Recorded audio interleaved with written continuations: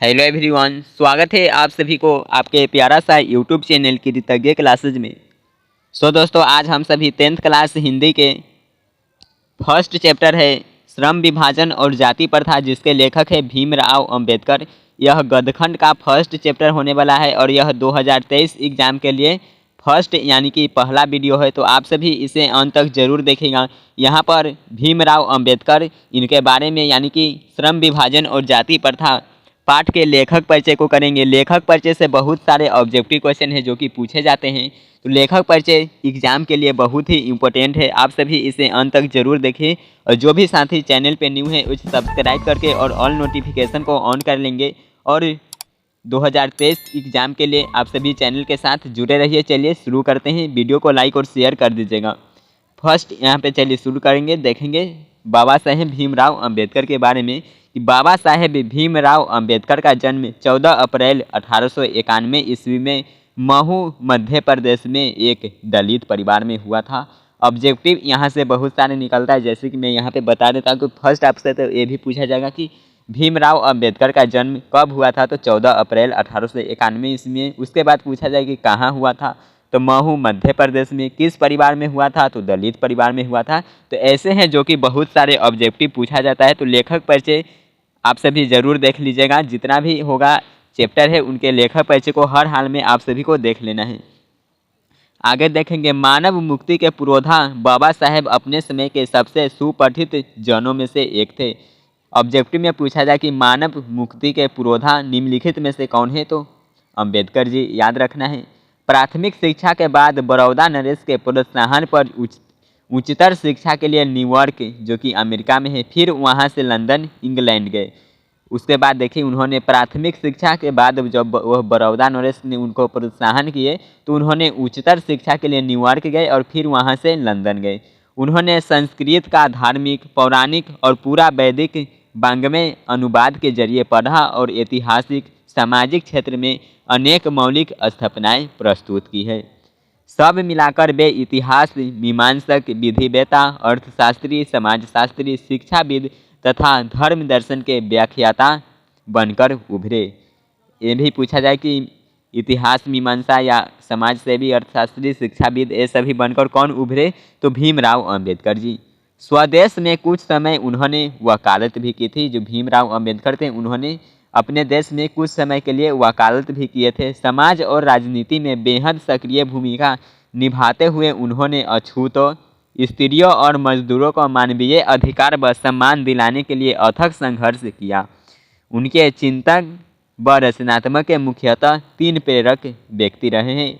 ये बार बार ऑब्जेक्टिव में पूछा जाता है, तो इस लाइन को आप सभी ध्यान से देखिएगा कि उनके चिंतन व रचनात्मकता के मुख्यतः 3 प्रेरक व्यक्ति रहे। फर्स्ट बुद्ध, सेकेंड कबीर और थर्ड ज्योतिबा फूले। भारत के संविधान निर्माण में उनकी महती भूमिका और एकनिष्ठ समर्पण के कारण ही आज उन्हें भारतीय संविधान का निर्माता कहकर श्रद्धांजलि अर्पित करते हैं। भारतीय संविधान का निर्माता किन्हें कहा जाता है, तो भीमराव अंबेडकर को। ऑब्जेक्टिव बहुत है जो कि यहाँ से निकल रहा है, आप सभी पंक्ति को ध्यान से देखेगा। दिसंबर 1956 ईस्वी में दिल्ली में बाबा साहेब का निधन हो गया।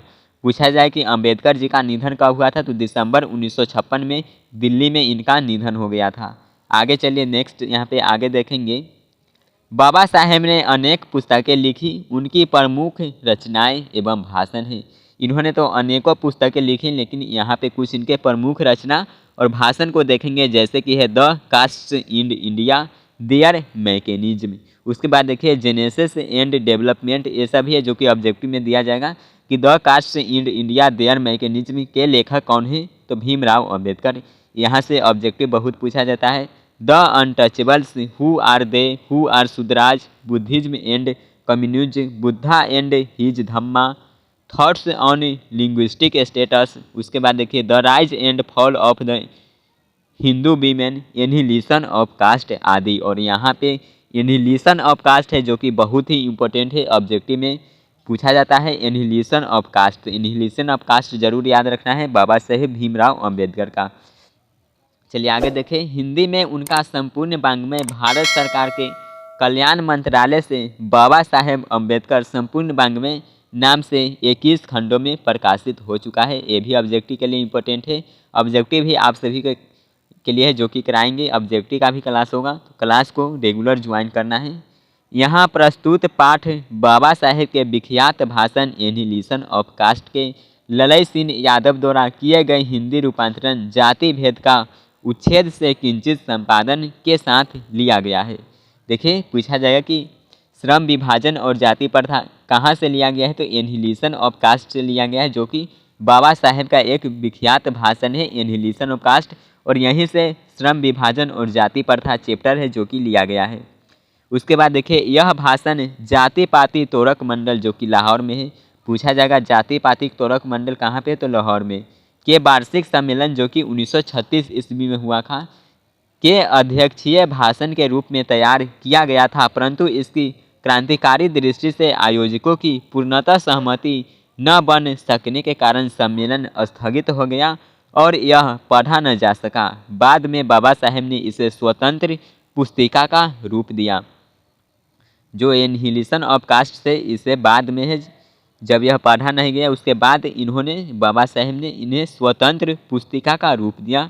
प्रस्तुत आलेख में वे भारतीय समाज में श्रम विभाजन के नाम पर मध्य युगीन अपशिष्ट संस्कारों के रूप में बरकरार जाति प्रथा पर मानवीयता, नैसर्गिक न्याय एवं सामाजिक सद्भाव की दृष्टि से विचार करते हैं। आई होप यहाँ तक आप सभी समझ गए होंगे। चलिए आगे देखिए, जाति प्रथा के विषमतापूर्वक सामाजिक आधारों, रूढ़ पूर्वग्रहों और लोकतंत्र के लिए उसकी अस्वास्थ्यकर प्रकृति पर भी यहाँ का संभ्रांत विधिवेता का दृष्टिकोण उभर सका है। भारतीय लोकतंत्र के भावी नागरिकों के लिए यह आलेख अत्यंत शिक्षाप्रद है। तो ये था श्रम विभाजन और जाति प्रथा जो कि भीमराव अंबेडकर के द्वारा लिखा गया है। इनका लेखक परिचय से जन्म मृत्यु, लेखक का जन्म कहाँ हुआ था, इनका मृत्यु कहाँ हुआ था, इनके जो प्रमुख रचनाएं हैं और पाठ है जो कि कहाँ से लिया गया है, इतना इम्पोर्टेंट है ऑब्जेक्टिव के लिए, इतना को आपको ध्यान में रख लेना है। उसके बाद जो इनका शिक्षा ग्रहण किए हैं ये भी इम्पोर्टेंट बनता है। उसके बाद यहाँ पे इनके चिंतक और रचनात्मक के प्रेरक व्यक्ति बताया गया है जो कि बुद्ध, कबीर और ज्योतिबा फुले, ये तीनों इम्पोर्टेंट हैं। और इनका संपूर्ण वाङ्मय है जो कि 21 खंडों में प्रकाशित हुआ है। तो इससे बाहर एक भी ऑब्जेक्टिव है जो कि नहीं पूछा जाएगा। तो ये था श्रम विभाजन और जाति प्रथा का लेखक परिचय। आई होप आप सभी इसे समझ गए होंगे, और किसी भी प्रकार का डाउट हो तो नीचे कमेंट करके पूछ सकते हैं, और रोज़ क्लास ज़रूर ज्वाइन कीजिएगा। और जो भी स्टूडेंट्स आपके जो मित्र हैं 2023 में एग्ज़ाम देने वाले हैं उनके पास शेयर कर दीजिए। और इसका ऑब्जेक्टिव होगा, उसका PDF मिलेगा। टेलीग्राम का चैनल है, नीचे लिंक डिस्क्रिप्शन में दिया गया है, टेलीग्राम चैनल आप सभी ज़रूर ज्वाइन कर लें। तो आज की इस क्लास में इतना ही। नेक्स्ट क्लास में पढ़ेंगे श्रम विभाजन और जाति प्रथा निबंध को। चलिए मिलेंगे नेक्स्ट वीडियो में। Bye everyone.